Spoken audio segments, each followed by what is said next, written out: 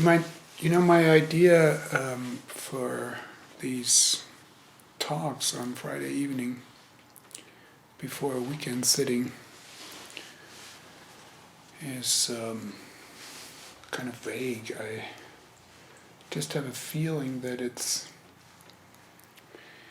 not quite right to send everyone into the silence of the retreat and not bring out something about practice. Now, what should I say? It's like, on the one hand, it's like, if I give specific instruction, maybe you feel like that's what you should be doing. My assumption is more like you have your practice. You already are sitting, probably with some regularity, and been doing it for a while. So I don't have to instruct anything, but then I have the feeling that maybe it's helpful to bring out certain aspects of it. And then, of course, you can do with that whatever you want. Like, you can ignore it, or you can say like, oh yeah, well, that's something I'm recognizing in my own practice, or I haven't recognized that, but it's interesting. And so in some vague way, it's like a way to find our way into this commitment to sit for 1.5 days.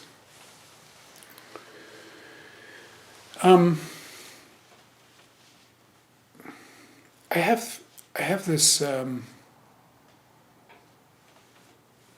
basic,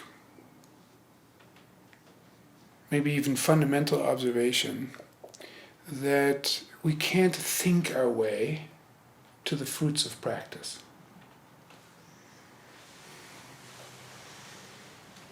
You have to do the practice to enjoy the fruits. Now, maybe that's obvious, but I think there is a kind of lingering, maybe not fully conscious idea that if somehow I straighten my mind out, then things will be better. Like somehow I can do something if I work with my mind.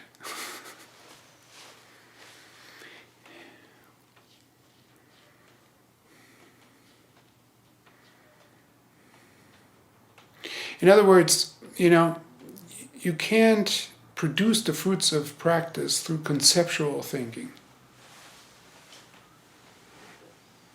So through a conceptual mind, but somehow, and what I'm saying right now as a way to expand the notion of the mind.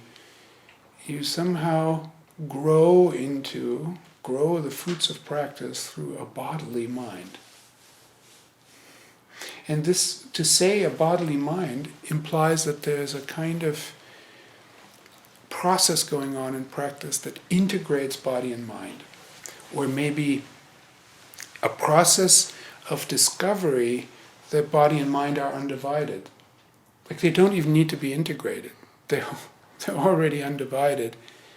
And the division that we create is, you discover somehow that it's rather artificial.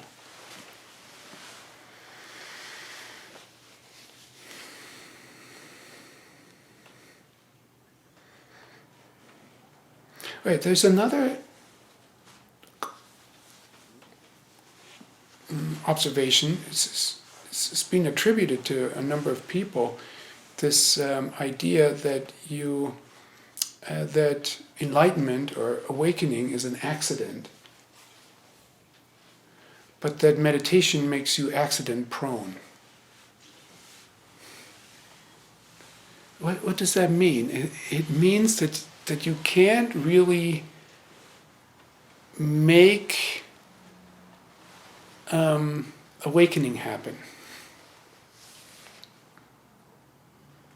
But you can create the conditions in which you are increasing the chances that something might happen in your mind that you don't control, and you also don't really know what it's going to be.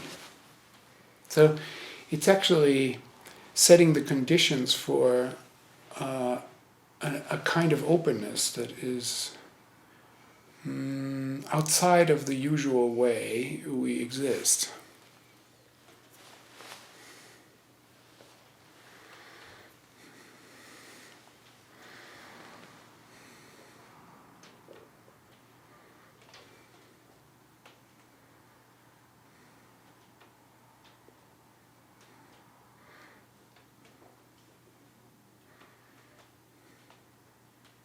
There's this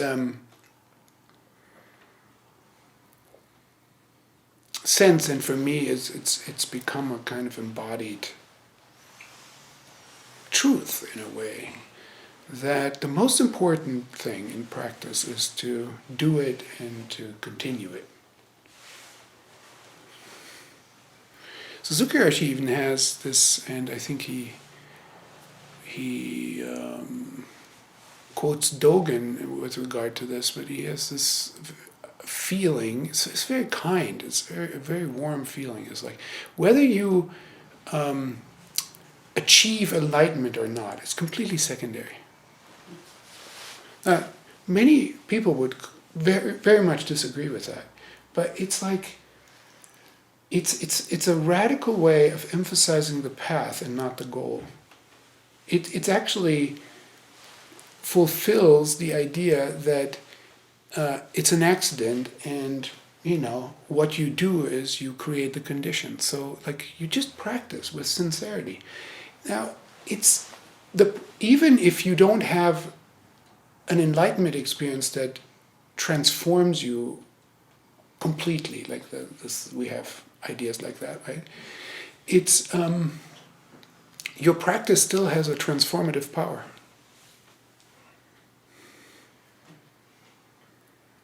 And when you take that kind of view, it actually, and it took me a long time to make sense of it, because Dogen speaks about it. Dogen speaks about faith, or maybe we should say trust. This is a kind of like, what you need when you take this attitude is trust. It's like trust in the practice.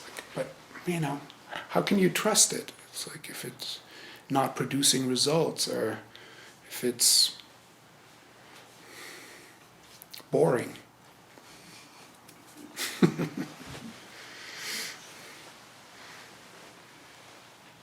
Part of this building of trust is to do it together. It's like you have a sense that other people are on this path, so I can be on this path, and you feel the warmth and the mutual support of a certain kind of orientation in life. It's like, okay, I can give myself to that, just the way others around me are giving themselves to that. This makes sense. I think that's part of what it means to have faith or trust in practice. Sangha is important for that.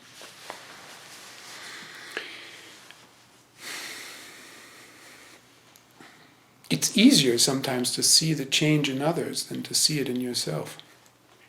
You see how somebody through the practice softens, or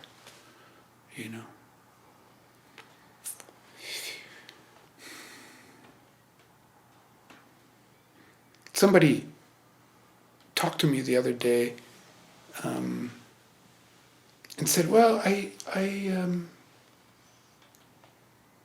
kind of satisfied with my approach to practice." It's like in these recent months, years, I have come to a certain kind of regularity, and I feel this is positive, but there's always a but. I also feel a little lost in this practice. I don't quite know, what should I do? Like, can you give me some guidance? What should I do?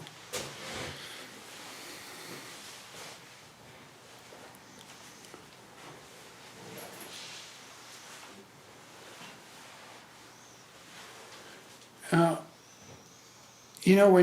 when I reflect on what is the essence in this Soto Zen approach to practice, like what are we really doing? Then you sort of, I find, well, we're not doing anything. This is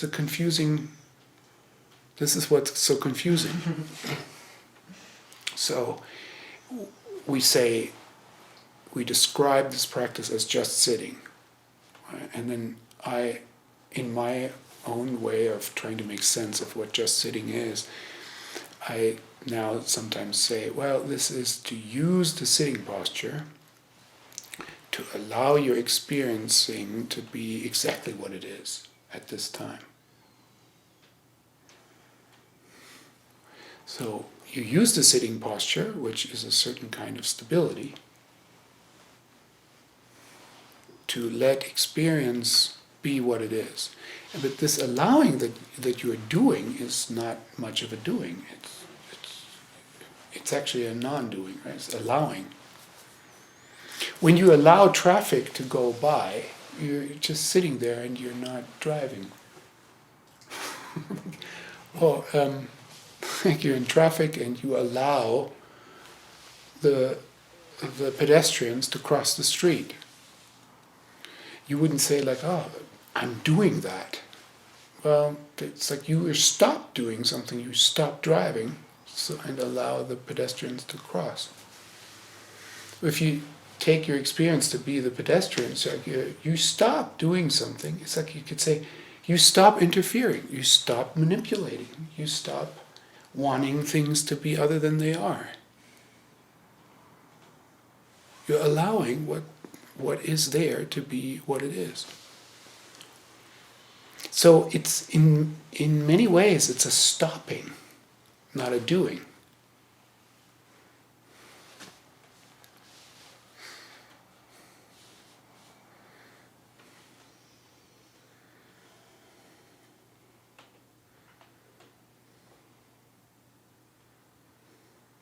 And still there's this question, it's like,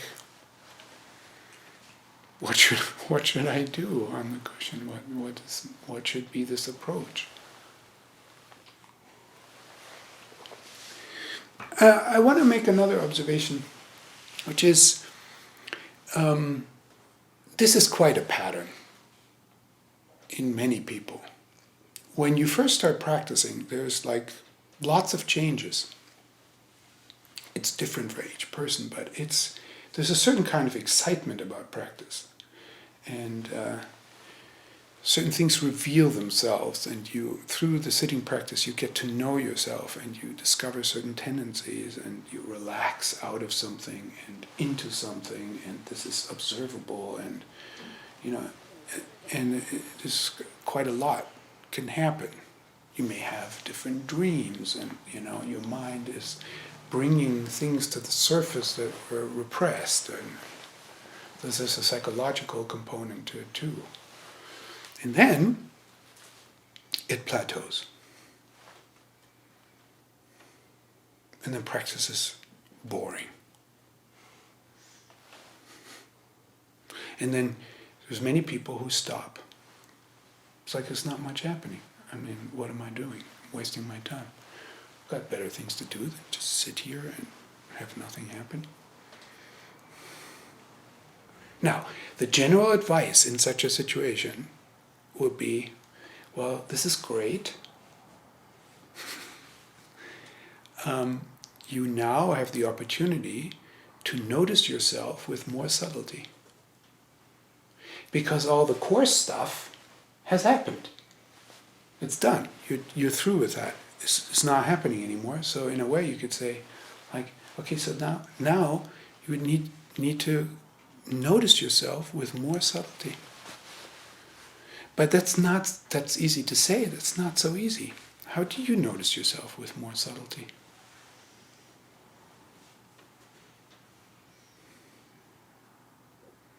Recently in relationship to the Dogen text that some of us are looking at, I said, like, Dogen advances, like right from the get-go, he advances a worldview of noticing experience as dharmas. And dharmas, can say, are units of experience. And my approach right now, or way I try to interpret it, is notice your life as situation moments. Now, I say situation moments because if I just say moment, I think the word carries the meaning of a short time interval. Like, quite short, a moment, Just, like, for some of us it may just mean like a second. There's studies about how long a moment is, experientially. And some Western psychologists think it's like 3 to 6 seconds. It's like there's a certain pulse in which you notice change. There's a time in which things are sort of like, experientially, they're like stable enough that you identify them as a moment, and then you notice change. But anyway, I'm just saying that. People are looking into this, right? And of course there are people who want to reduce it to what the brain does, Maybe rightfully so, but even if you know what the brain does, you're still stuck with your experience, You could say like, oh, the brain is doing it, but, as I like to say, but you still suffer, You still have to be inside of your experience and do something inside of your experience. If you just try to understand your experience through what the brain does, then what are you going to do? Manipulate the brain? Like some people do that, right? You take drugs or... I got sidetracked.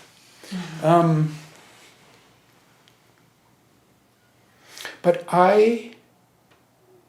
and maybe I can speak about that tomorrow a little bit more, but I have this feeling that it might be useful to think of moments not as short, per se. They could be short, but they could also be situations that have quite a duration. Like, you could say this talk is a situation.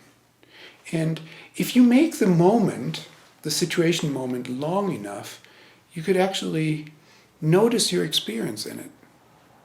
It's like, how am I feeling right now? Engaged, sort of a little bit at a distance of what's being said. I'm focused on how full my stomach is, or whatever it is. Like, you could notice your experience inside of that situation and what your relationship is to the experience that is unfolding in this situation. If you think of the moment as really short, there's almost no time to locate yourself in your experience. That's not the way we study ourselves. You have to make it long enough to have some relationship to your experience, in the subtlety of it. Now, I think when there's a way to enter into the subtlety of experience, you have two things. You have the experience and you have the awareness of the experience. You're noticing what you're experiencing without, and this takes a certain kind of skill, without interfering with the experience, like a noticing that's not interfering. Zazen matures to that point, and when it matures to that point, then you can really bring it into your everyday life. So the question is also, how do you mature Zazen to that point that it gives you the stability to actually be present in the situation moments of your everyday life? So I want to maybe highlight 3 domains. I don't know. Yeah, maybe I could say domains.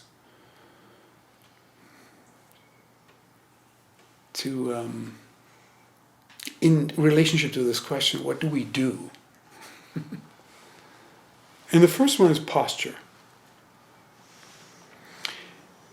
Now, I think when you're new to practice, to put yourself into this posture of upright sitting, is a challenge.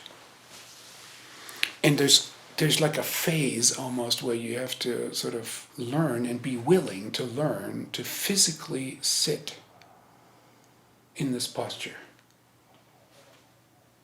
And what just the continued sitting in this posture brings is an awareness of certain tensions and kinks in your body that were not, that you could sort of navigate around. I mean, maybe you noticed them, but you could still sort of navigate around them, and they weren't so in your face. Now if you do this sitting, if it's prolonged in any way, like prolonged could be 40 minutes, which is quite a bit if you've never done it.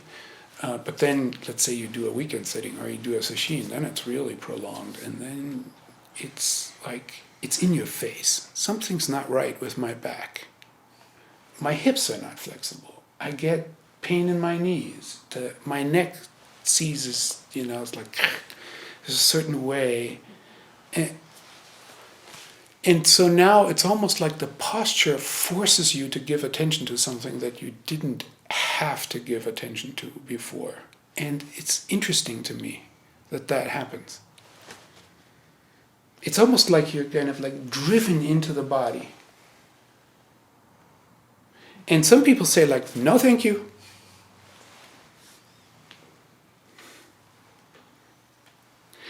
I do this Qigong system that some of you know, and my teacher, it's like 3 sets.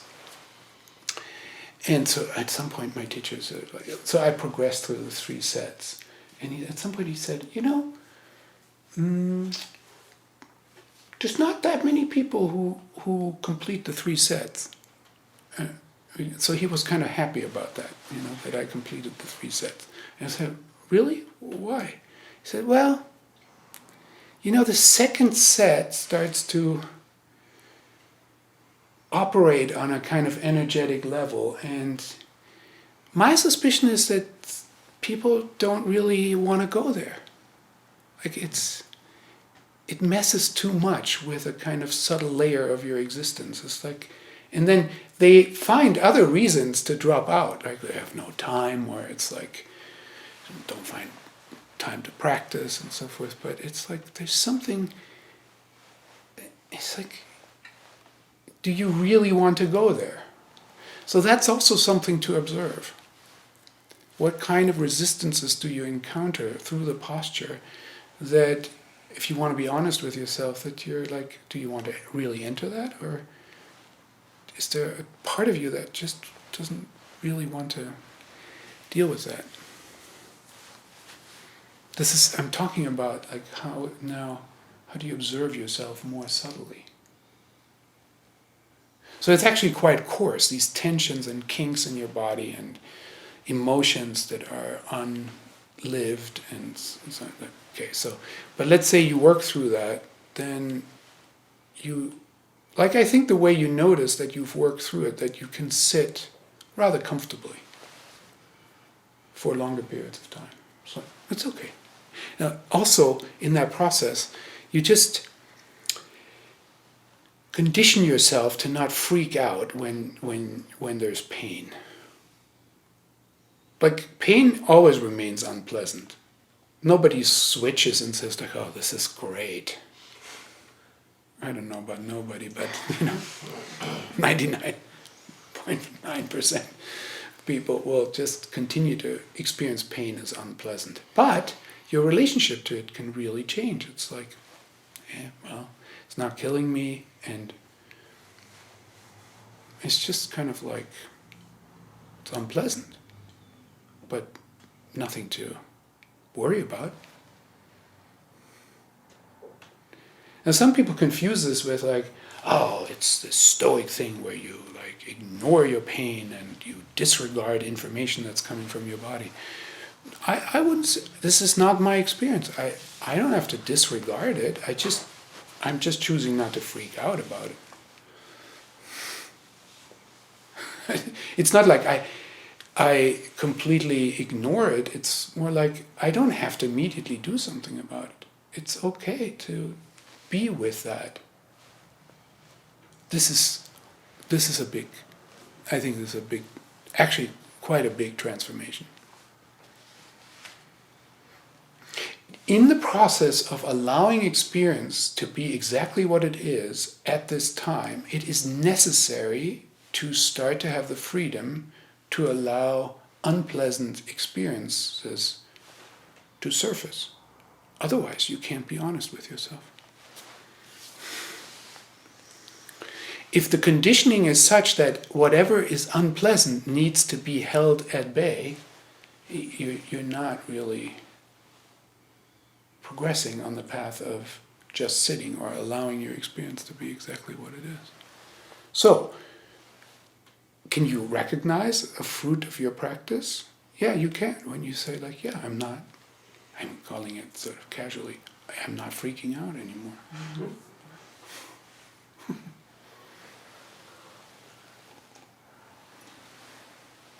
A wave of sadness comes and you're like, okay, now there's a wave of sadness.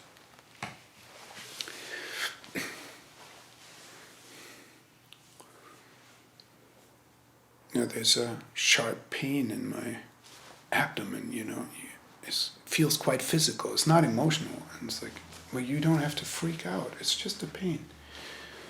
Like 2 days from now, you might even want to go to the doctor, get it checked out. But it's not like, immediately something has to be done about it. Whether something is not right with your digestion, who cares? It's like, it's just not quite right now.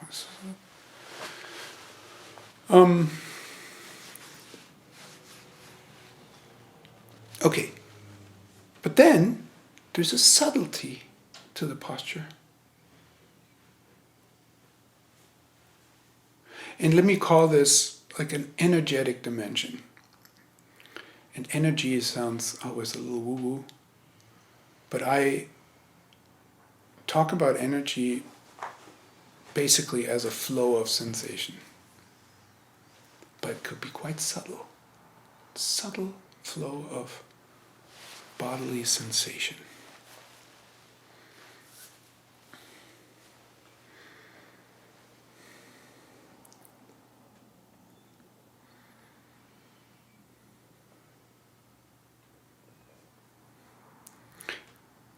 Baker Roshi, my teacher, he often, actually quite often, I don't know how many people really heard it that much, but I heard it a lot. He kept talking about lifting through the spine. And so I started paying attention to that, lifting through the spine. Clearly, like when you watched him sit, you didn't see that he was like lifting muscularly through the spine, like, it's more like there's an energetic feeling of uprightness that has a feeling of a subtle upward flow. And then, of course, there's talk about this in various kinds of literature, right? It's like you can feel that flow in the spine, but you can also feel it in front of the spine. Like that's sometimes called the central channel. For me, when I locate it, sort of anatomically, I'd have to say it's in front of the spine. And it's actually quite different, whether it's like in the central channel or whether it's in the spine. And these are two different vessels. That's being differentiated. And you can feel that, and you just feel it the way you do, or you don't feel it. But you can be open to that something like that develops. Okay? And then you feel like it's going through the neck to the crown, and you may feel something on the top of your head, and then you could ignore that and say like, I don't know, it doesn't mean anything, or you can notice it, and if you notice that there's this kind of tingling, then there's like a sort of bodily sign that there's an energetic dimension that you've started to tap into. Okay, now, before I started to practice Qigong, like I always heard just lift through the spine. And Baker Roshi never talked about downward energy. I mean, it was sort of implicit, right? Like you sit on you find your seat. So there's also something grounding. But by the way, I'm not criticizing what he said. It's like I'm just describing my own discovery process. But I started to notice subtly that if I'm just paying attention to the upward, it was imbalanced. It's imbalanced. And there's like a pretty important principle, if energy goes up, it also has to go down. If it goes to the front, it also has to go to the back. If it goes to the left, it also has to go to the right. If it only goes in one direction, it's imbalanced.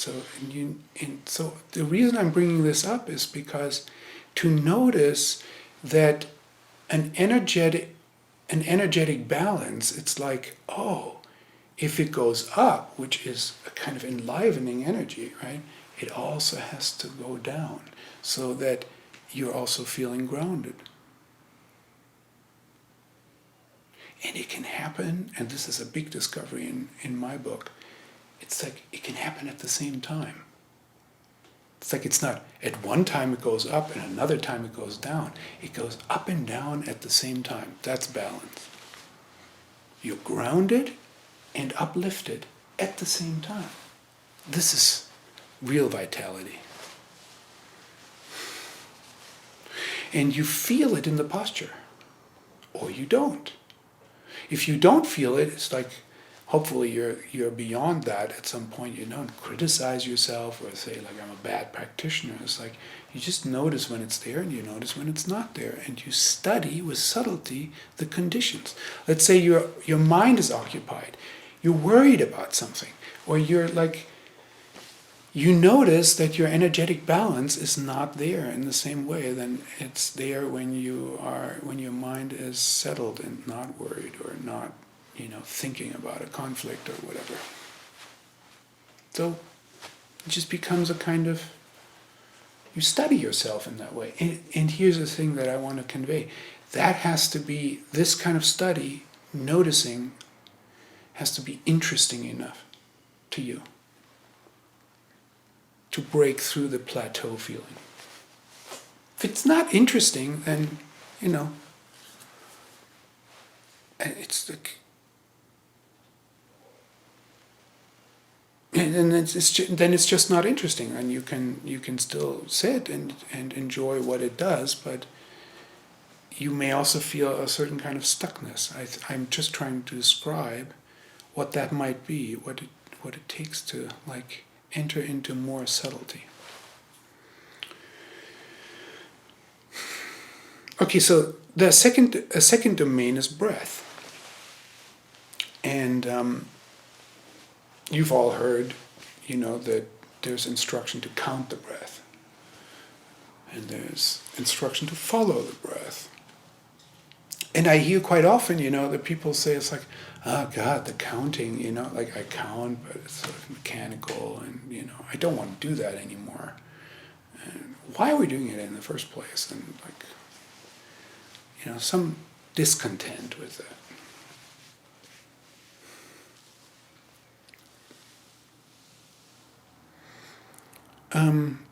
I don't want to spend too much time on this, but I want to share with you, which I've done in the past, but I don't know if you've heard it, so I'll repeat it.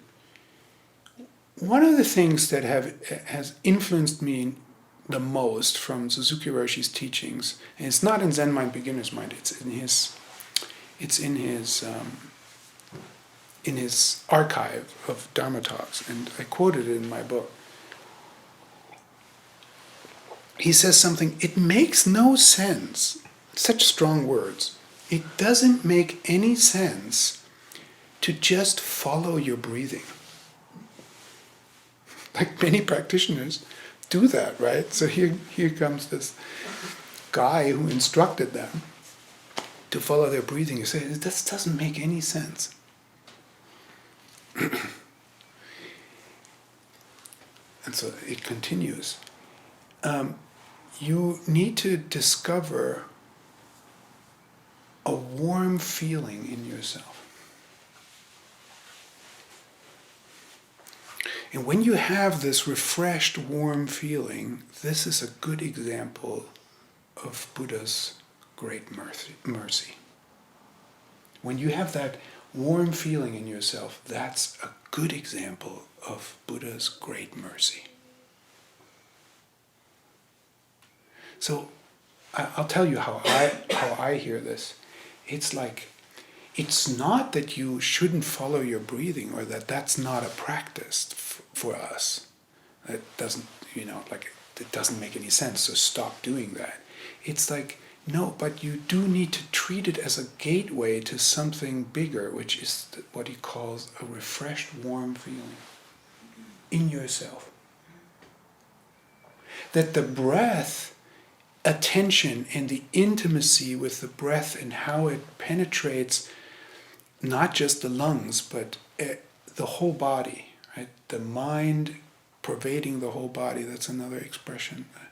The breath, attention pervading the whole body, how that creates a refreshed, warm feeling. And I would say that's an example of noticing yourself with subtlety. And it takes time, because when you're a new practitioner, you might actually have to spend a couple of years just mechanically follow your breathing. It's like an education of your attentional capacity, because your attention is conditioned to go in all kinds of directions, discursively, like you're distractible and so forth. So you bring it back to breathing, and you bring it back to breathing, and it's kind of mechanical. You're just noticing in, out. But as that becomes more familiar, you can have the clarity that it's not about that. It's about using it as a gateway to this warm feeling.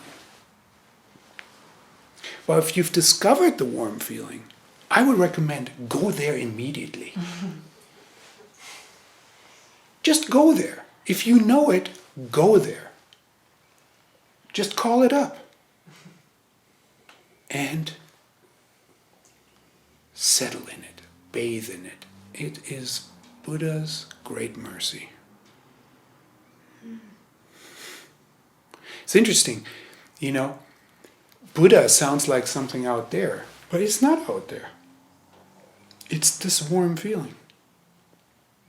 Or the warm feeling is a sign of Buddha being active in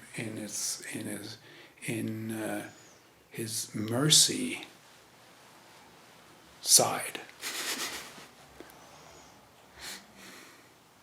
There's maybe also a cool feeling, and then that's a wisdom side or something, but it has different shades of qualities. They can be discovered. That is also the subtlety.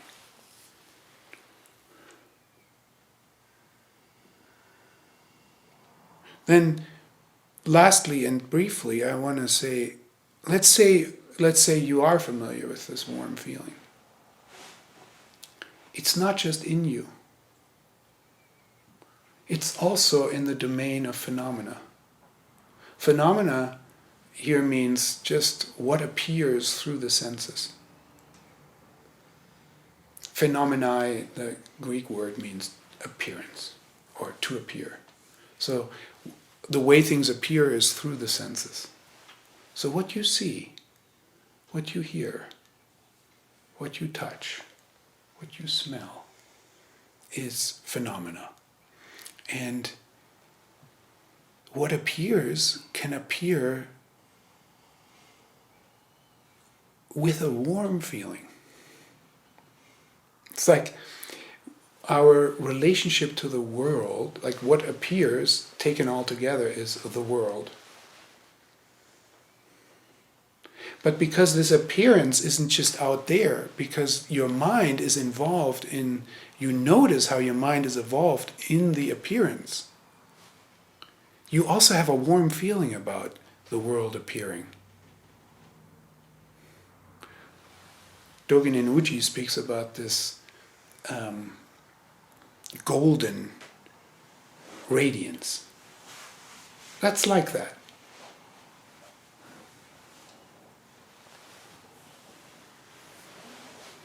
And it's like I'm hesitant to turn it into something big. It's more like an appreciation of being alive with all the appearance. Rather than it's like, oh, I'm alive, in this world, and it's like, things are bad. I mean, it's okay to feel that way now and then. It's like, we allow experience to be as it is, but underneath it, and I think practice brings this out, is you can delight in color, you can delight in sound, just that it's there. And it makes a big difference.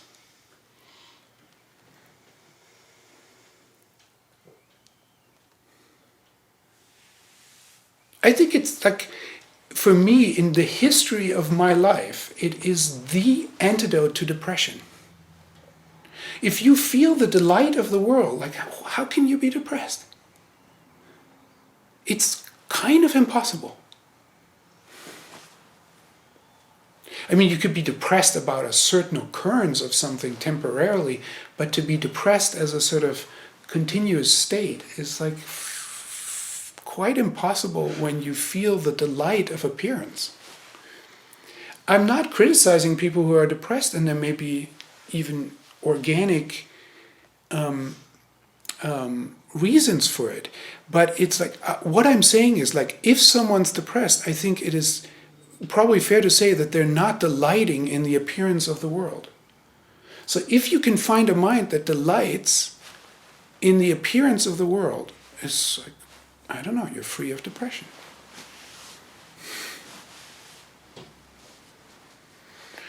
And what I'm emphasizing is not so much the result, but sort of like this sort of like how to notice yourself with subtlety. It's like, am I delighting in appearance or am I not? Is there a warm feeling toward, the soup? But it's really that concrete. It's like, right, you're holding the soup. Well, eat oryoki, you're holding the soup, it's warm in your hand, and it's delightful to feel that. Puts a quarter smile in your face. And you feel something about that. And somebody made this, and they were kind enough to put attention and time into that and offer it. And here, I get to have this here. And you didn't do much for it. Feelings like that. And to feel a flow of it throughout the day. Phenomena. I'm calling that. So posture, breath, and then phenomena.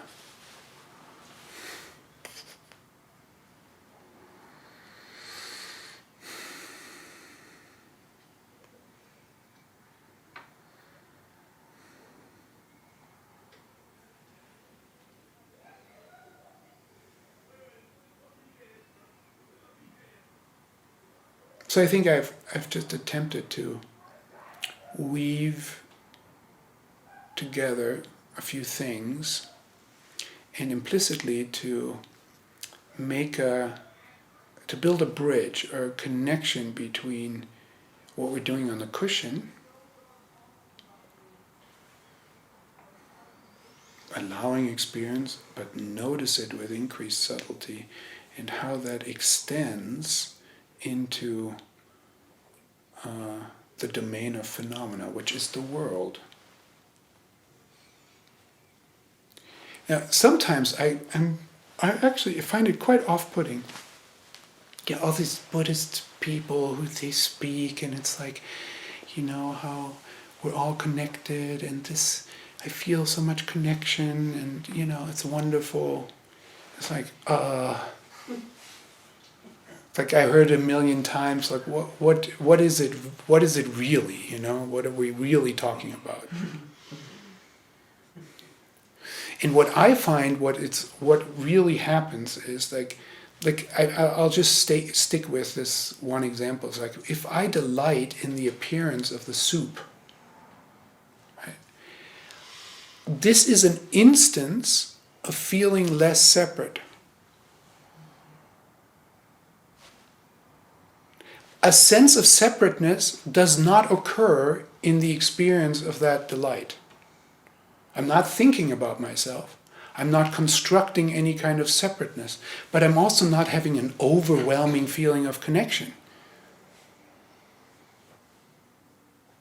I'm just feeling open to this delight. This is it. It's simple, and it's kind of plain. Now, it's not just plain because when the delight comes in, it's quite wonderful, but it's not like, flowers shoot up from the floor and come down, and it's like, ah. Occasionally, this kind of delight comes with such surprise that it is a big experience.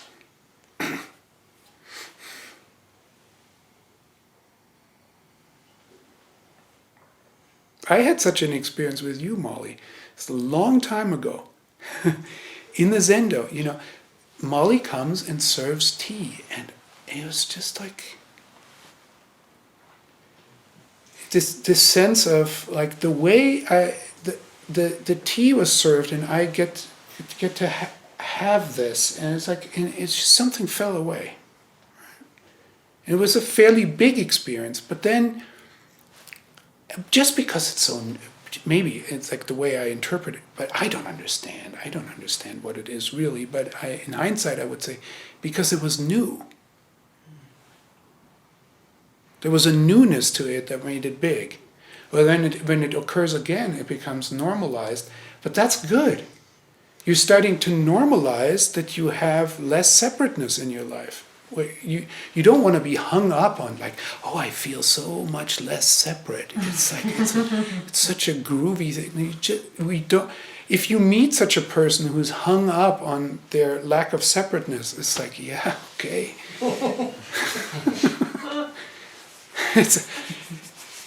What is delightful if someone is not so separate, but it's just their normal way of being. This is what you want. Right? That's what you want in someone else, and you want it in yourself. You don't want to make a big deal out of it. To notice something like that is also subtlety. It's like, I don't have to make a big deal out of it. I'll just, take that and now live with this as a new way of being in the world.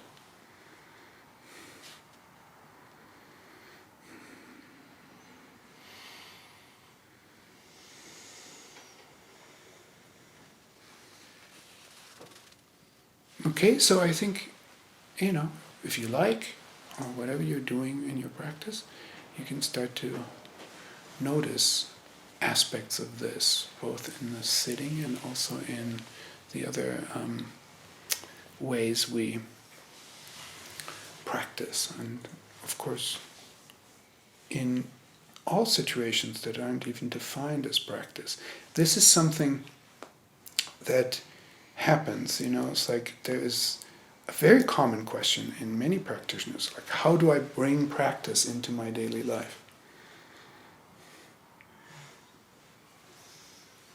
Which assumes a separateness. It's like there's practice, which happens in certain contexts, and then there's my daily life.